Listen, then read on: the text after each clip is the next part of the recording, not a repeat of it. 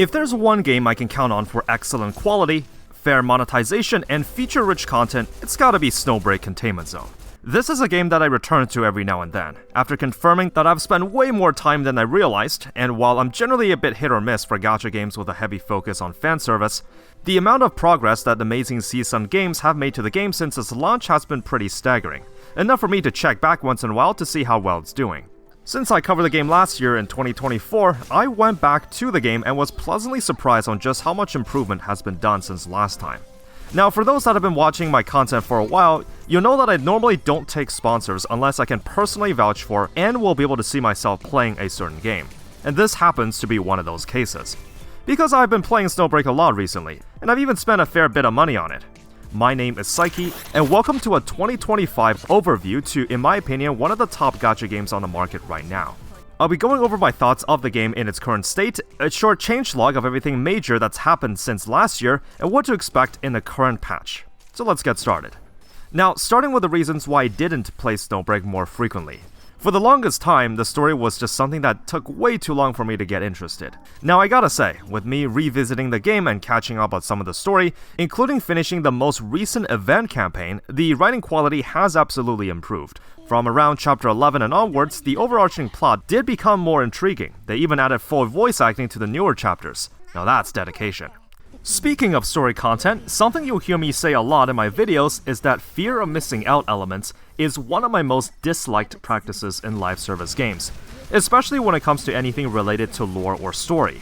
I don't think a player should feel punished or left out in missing important lore pertaining to the narratives of a game, just because they happen to not be playing at the right time. Limited time events with their exclusive stories that go away indefinitely is just not something I can get behind. However, what Snowbreak does is that each patch will introduce a new story chapter, but even after this patch ends, all that content is permanently added to the main story campaign. Additionally, if you just want to enjoy the story, there is now an experience mode where you forfeit the first clear rewards, but you're able to play the levels without spending stamina, and the game will still allow you to proceed to the next chapters this way. While the newest chapters will be available to everyone, this is also a nice touch to let newer players catch up without making them spend stamina, which can be used to further progress their account instead. Progression in Snowbreak has also improved in more ways than one. When I first covered the game last year, a gripe I had was with the logistics system. They come in sets of 3, and you can upgrade each unit to 15, with a third substat that appears after maxing it out. Now, you have a bit more freedom in selecting which logistics set to choose, or if you go into the current events tab, you can just straight up buy the best in slot set for the operator that's on rate up in the gacha banner. There are also 2 ways you can manipulate the logistics substats now. Each one comes with 2 right out of the box, and you're able to switch one of them with certain reroll currencies. The third and final substat can be rerolled more freely, so realistically, you can fish for a good substat once you already have the first 2 down.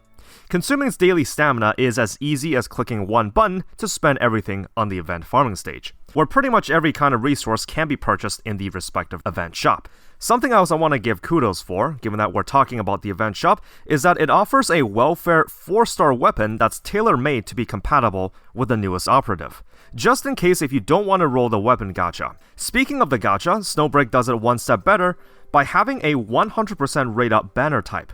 No need to worry about losing 50/50s. If you save enough to reach the pity amount, you can just get what you want guaranteed. In fact, I know there's a soft pity on the banner too. You usually won't even have to go to 100 pulls here. The average that most players found is 83 pulls to get the rate up 5-star. That's pretty good.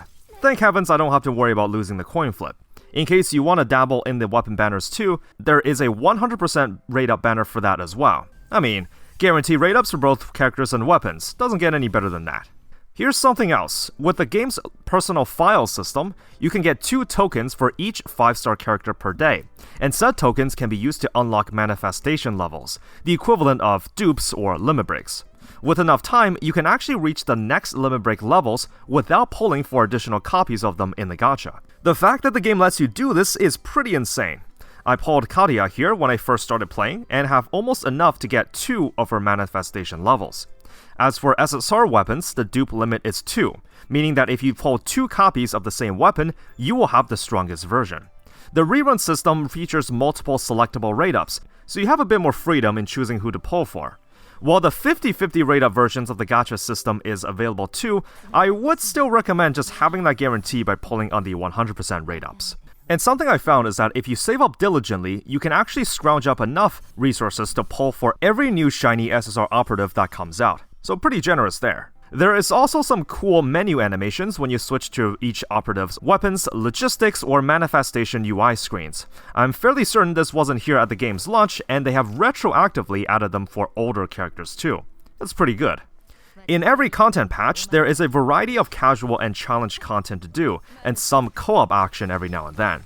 Patch cycles happen once every 40 days, and the current one, Fragments of Truth, has a new fully voiced story campaign featuring solving a murder mystery with interactive elements such as investigation segments and animated cutscenes. Additionally, as side content, there is the Supreme Battleground Boss Challenge, and a roguelike mode that allows you to stack buffs in the forms of shapes to fit into your backpack, all throughout multiple stages, and it sort of becomes a puzzle to see which pieces to buy and obtain while optimizing with the limited space you have.